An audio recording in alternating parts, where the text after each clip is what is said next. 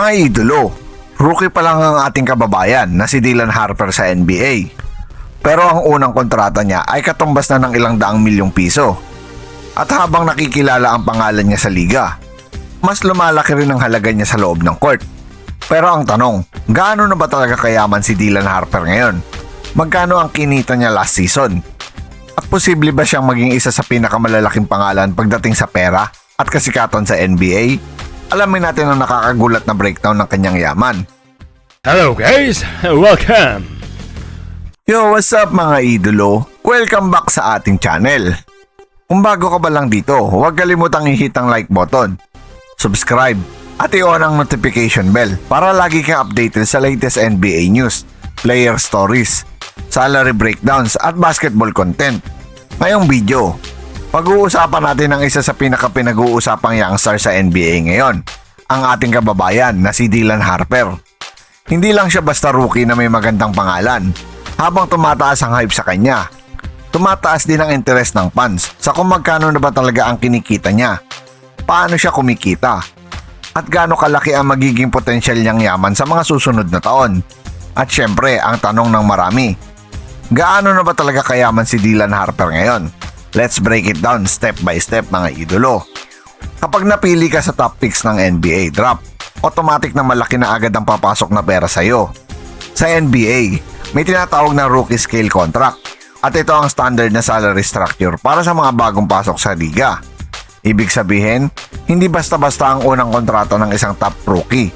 Kahit hindi pa siya all-star, kahit hindi pa siya veteran, milyon-milyon na agad ang halaga ng unang deal niya. Para kay Dylan Harper, kung siya ay kabilang sa mga top draft picks, pwede siyang kumita ng humigit kumulang 10 hanggang 14 million dollars sa unang taon pa lang. Depende sa exact draft slot at sa structure ng kontrata niya. At kapag pinag-uusapan natin ang buong rookie deal niya, pwede itong umabot ng tens of million dollars sa loob ng ilang taon. Ibig sabihin nito, habang ang ibang tao ay nagsisimula pa lang mag-ipon para sa future, si Dylan Harper ay nagsisimula na agad sa level na milyonaryo na. Pero tandaan, salary pa lang ito ha. Hindi pa kasama rito ang endorsements, bonuses, incentives at iba pang income streams. Ngayon mga idolo, pag-usapan natin ang pinaka-interesadong tanong ng marami. Magkano ang kinita ni Dylan Harper last season? Kung base tayo sa rookie scale estimate at sa karaniwang kita ng isang top NBA rookie, tinatayang kumita siya ng humigit kumulang 11 hanggang 13 million dollars mula sa kanyang salary sa unang season niya. Kapag kinonvert natin ito sa Philippine peso, depende sa exchange rate, nasa paligid dito ng 600 million hanggang 750 million pesos. Isipin mo yon, isang season lang at ganito na kalaki ang halaga ng kinita niya. Para sa karamihan ng tao, lifetime earnings na ito. Pero para sa isang NBA rookie na may mataas na draft value at malaking potensyal, simula pa lang ito ng mas malaking pera na pwedeng pumasok sa kanya sa mga susunod na taon. At hindi rin dapat kalimutan na sa NBA, hindi lang basta salary ang tinitignan ha. May mga deduction patulad ng taxes, agent fees, training expenses at lifestyle costs. Kaya kahit milyonaryo na siya, mahalaga pa rin kung paano niya hinahandle ang pera niya. Ngayon, pag-usapan natin, saan napupunta ang pera ng isang NBA rookie? Maraming pansang nag-iisip na kapag milyon ang salary mo, automatic na sobrang laki na agad ng net worth mo. Pero sa totoong buhay, hindi ganun kasimple yun mga idolo. Sa isang NBA player, lalo na sa rookie, may ilang bagay na kinakaltas o binabawas pa mula sa gross ng salary. At ito yung mga iyon. Una, buwis o taxes, agent commission, trainer at recovery expenses, travel at personal support staff, lifestyle at family support, investment at savings. Kaya kahit malaki ang gross income ni Dylan Harper, importante pa rin ang smart money management. At dito pumapasok ang malaking advantage ng mga players na may magandang support system. Kapag marunong silang mag-ipon, mag-invest at umiwas sa unnecessary spending, mas lalaki pa ang tunay nilang yaman sa paglipas ng panahon. Sa madaling salita mga idolo, hindi lang mahalaga kung magkano ang kinikita mo, mas mahalaga kung paano mo ito pinapalaki. At ito pa mga idolo, isa sa pinakamalaking dahilan kung bakit mabilis yumaman ng mga NBA stars ay ang endorsement deals. Sa NBA, hindi lang salary ang source of income. Kapag sikat ka, marketable ka, at may magandang image ka sa fans, Maraming brands ang gusto makipag-partner sa'yo. At si Dylan Harper, habang lumalaki ang pangalan niya, mas lumalaki rin ang chance niya makakuha ng mga deals mula sa shoe brands, sports apparel companies, energy drinks, training and performance brands, gaming at lifestyle partnership, at social media campaigns. Kahit rookie pa lang siya, pwede na siyang kumita ng milyong-milyong dolyar mula sa endorsements kung tama ang timing at tama ang branding niya. At kapag naging consistent ang performance niya sa court, mas lalaki pa ang value niya sa labas ng court.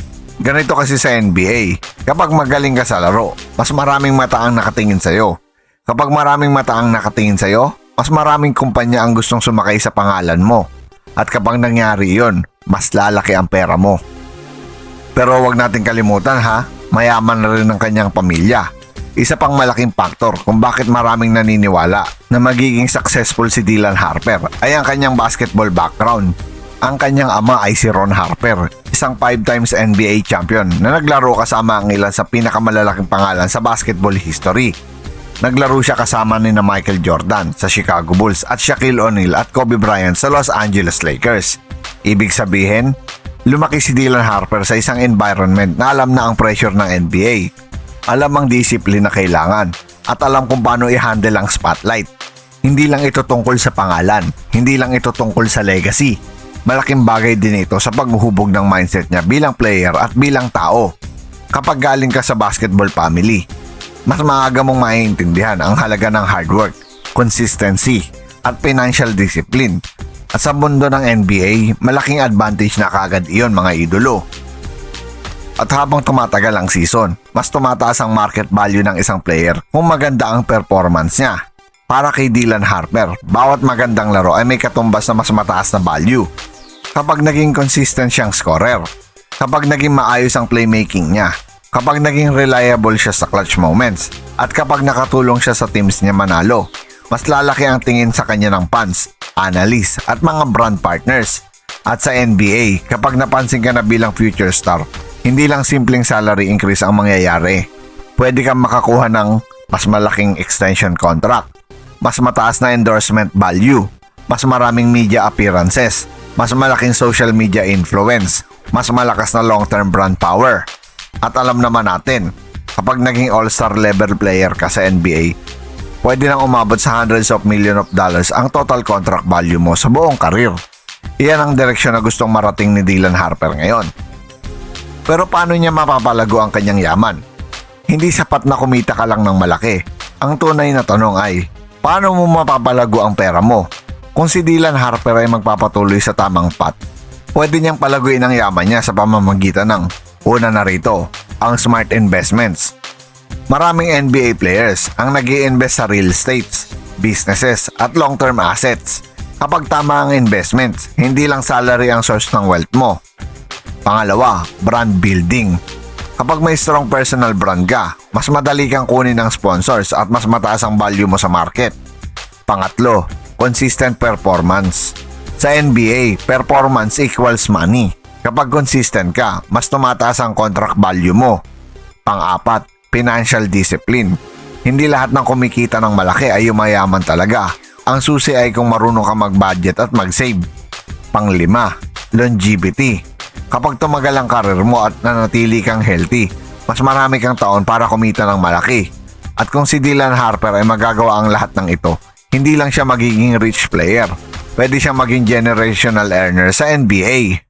Pero ngayon, magkano ang tinatayang net worth niya? Sa ngayon ha, tinatayang nasa pagitan ng 12 hanggang 18 million dollars ang kabuoang halaga ng kanyang assets at earnings.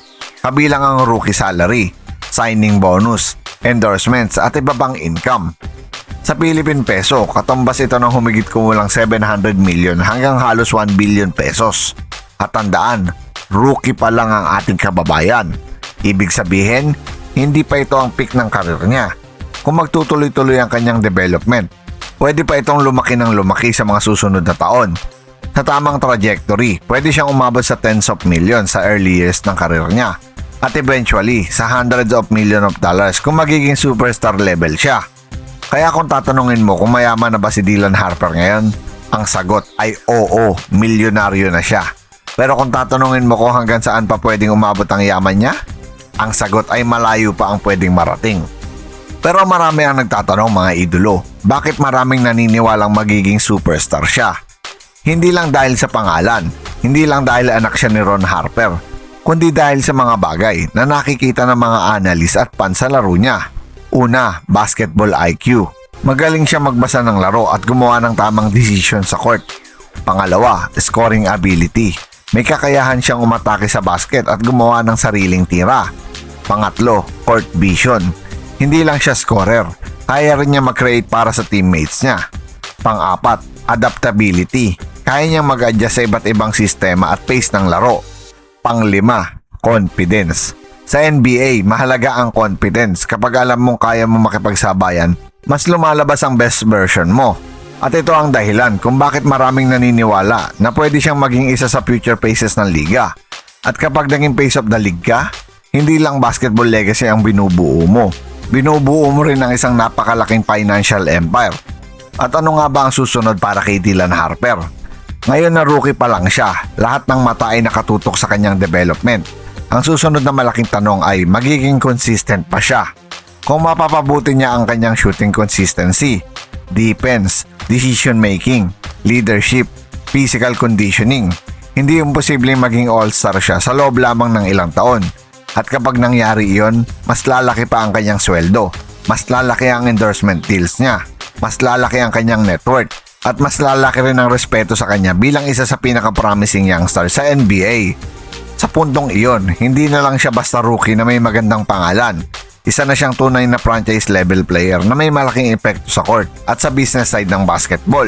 At kayo, ano sa tingin nyo?